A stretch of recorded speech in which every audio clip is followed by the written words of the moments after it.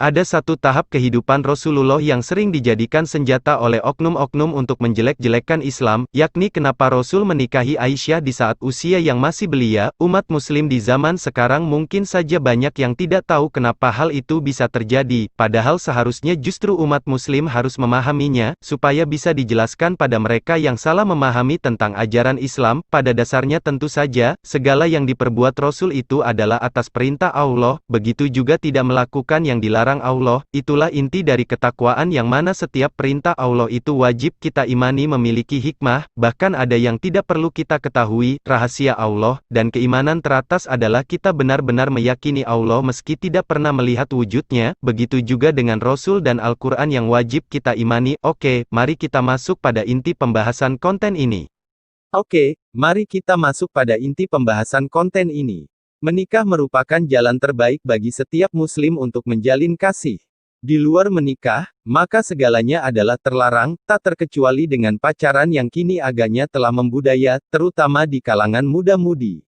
Padahal Allah sangat amat membenci pada hal-hal yang bisa mendekatkan kepada zina yang dosanya sangat besar.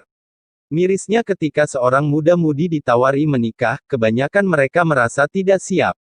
Dan alasan yang paling klasik adalah masalah umur. Memangnya kenapa bila menikah muda, daripada terus-menerus berada dalam hubungan tak halal? Rasul saja menikahi Aisyah ketika dia masih berusia muda. Dan ternyata banyak hikmah yang didapatkan dari menikahnya Rasul dengan Aisyah. Berikut hikmah Aisyah dinikahi muda oleh Rasulullah.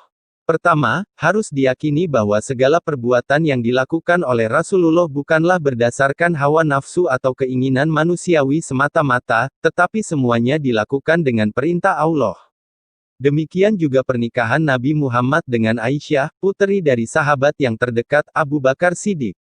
Dalam riwayat disebutkan bahwa Rasulullah selama 3 malam berturut-turut bermimpi bahwa malaikat datang kepadanya membawa gambar Aisyah yang dibungkus dengan kain sutera dan mengatakan ini adalah istrimu.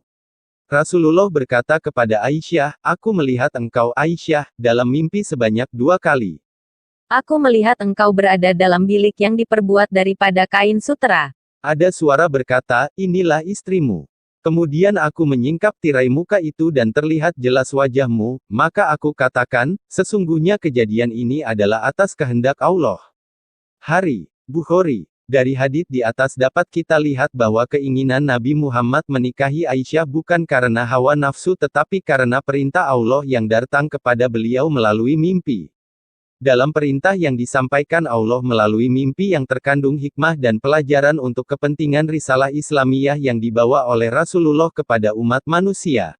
Dengan demikian sangkaan sebagian orang bahwa pernikahan tersebut karena hawa nafsu adalah salah, sebab Nabi Muhammad melakukan pernikahan berdasarkan wahyu dan perintah dari Allah. Setelah itu Rasulullah mengutus Haulah binti Hakim, istri Utsman bin Maz'un untuk meminang Aisyah kepada keluarga Abu Bakar Siddiq. Haulah berkata, wahai Abu Bakar, Rasulullah telah mengutusku kemari untuk meminang anakmu Aisyah. Abu Bakar menjawab, adakah anakku ini sesawi untuk beliau, sedangkan anakku ini adalah anak saudaranya sendiri. Haulah kembali kepada Rasulullah menceritakan kepada beliau apa yang telah berlaku. Rasulullah berkata, kembalilah kamu kepadanya dan katakan kepadanya bahwa aku ini saudaranya dan dia adalah saudaraku dalam Islam, sedangkan anak perempuan itu, Aisyah, baik untukku.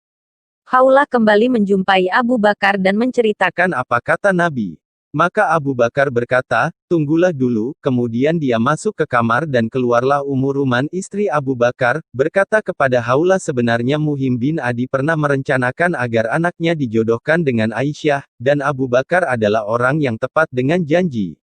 Abu Bakar segera ke rumah Mutim bin Adi ingin menanyakan tentang bagaimana hubungan dengan anaknya tersebut. Sebaik tiba di rumah Mutim, istri Mutim berkata, wahai Abu Bakar, semoga kamu tidak menyusahkan anakku jika dia dinikahkan dengan anakmu. Abu Bakar berkata, wahai Mutim, adakah aku yang berkata demikian? Mutim menjawab, tidak, itu adalah perkataan istriku. Abu Bakar segera pulang dan merasa lega sebab Mutim telah memutuskan rencana pernikahan dengan anaknya, dan itu bukan atas permintaan Abu Bakar.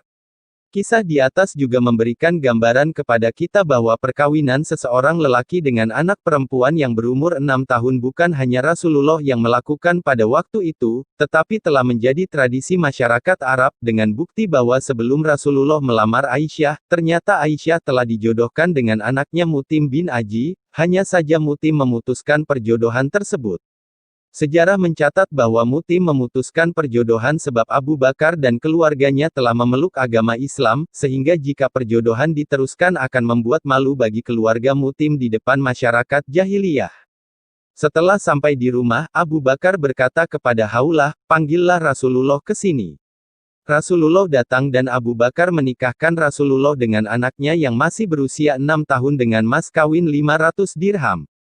Walaupun telah nikah, Nabi tidak hidup bersama Aisyah, sampai beliau hijrah ke Madinah. Baru pada tahun kedua hijrah, Rasulullah menjemput Aisyah ke Madinah dan hidup bersama Rasul. Pada waktu itu usia Aisyah 9 tahun. Pada waktu itu usia 9 tahun bukanlah suatu yang aneh, sebab keadaan waktu itu gadis usia 9 tahun sudah dapat hidup berkeluarga dengan baik. Oleh sebab itu, pada waktu Nabi hijrah, Asma membawa makanan ke Gua Sur, dan Aisyah memasak makanan. Berarti pada waktu itu usia Aisyah 7 tahun sudah pandai memasak. Dan yang paling penting, di antara hikmah Nabi menikah dengan Aisyah dalam usia muda adalah dengan usia muda tersebut maka Aisyah mudah menghafal segala kejadian yang terjadi. Sehingga semua kejadian tersebut dapat diriwayatkan dan diceritakan semula kepada sahabat, dan merupakan hadis yang sangat berguna bagi kehidupan umat Islam. Aisyah hidup bersama Nabi selama 9 tahun, sehingga pada waktu Nabi meninggal usia Aisyah masih 18 tahun. Dengan demikian, maka segala kejadian dalam kehidupan Nabi dapat diingat oleh Aisyah dengan baik, sehingga sejarah riwayat hadis mencatat bahwa Aisyah meriwayatkan 2210 hadits, sehingga sebagian ulama berkata bahwa seperempat hadits hukum syariat telah diriwayatkan oleh Aisyah. Aisyah mengajarkan sahabat tentang hadis hukum, dan pada masa Khalifah Abu Bakar, Utsman, dan Utsman Aisyah sering memberikan fatwa hukum. Urwa bin Zubair berkata bahwa beliau tidak pernah menemui seorang ulama yang lebih baik daripada Aisyah, terutama dalam bidang Al-Quran, faraid, halal dan haram, syair, kedokteran dan sejarah Arab. Seandainya Nabi tidak menikah dengan Aisyah maka banyak peristiwa yang terjadi dalam keluarga Rasul tidak dapat dicatat lagi, sebab kebanyakan istri Nabi selain Aisyah adalah sudah berumur. Oleh sebab itu perkawinan Nabi dengan Aisyah dalam usia muda menyimpan manfaat bagi umat Islam dan manusia sampai akhir zaman, sebab dengan demikian setiap peristiwa yang terjadi dalam kehidupan pribadi Rasulullah bersama dengan istri-istrinya dapat diingat dengan baik dan dicatat